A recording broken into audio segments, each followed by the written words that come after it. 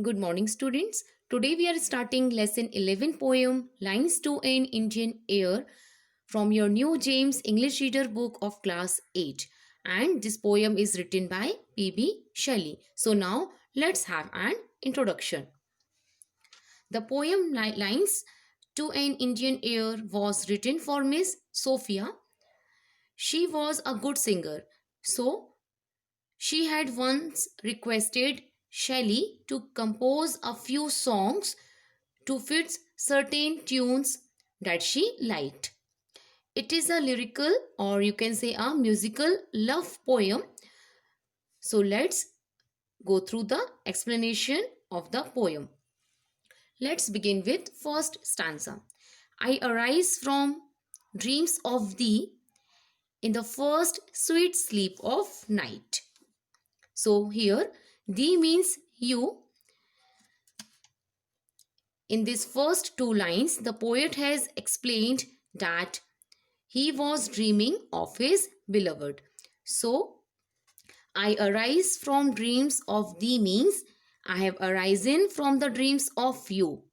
The poet has arisen from the dreams of his beloved in the first sweet sleep of night, in the course of his sleep. When the winds are breathing low and the stars are shining bright, I arise from dreams of thee. Here, breathing low means gentle, and again, thee means you. So, in these lines, the poet has told that he has arisen from the dream when the wind was blowing gently and the stars are shining brightly in the sky. And a spirit in my feet means as if a magical creature is making him move, hath led me, who knows how, to the chamber window sweet.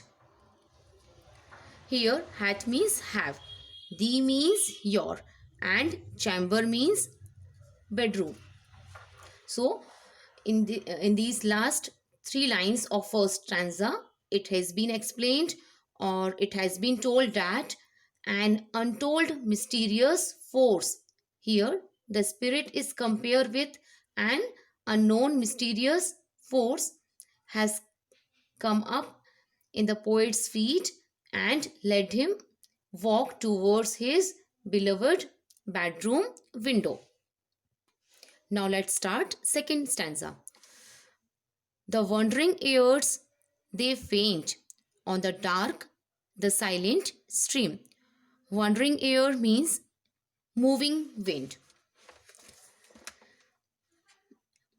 Moving wind uh, means the one which do not stay in one place, move from one place to another. And air means breezes. That means the breeze which do not remain in one place, which moves. Faint means faded. So now let's see. Here the poet has uses three instances of things that seem to faint and to fail. So the first one, the moving breeze gradually faded on the dark with the silent water of the stream.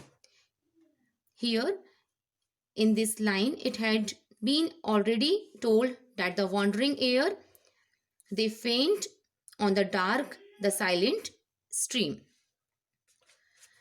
The champak odors fail like sweet thoughts in a dream.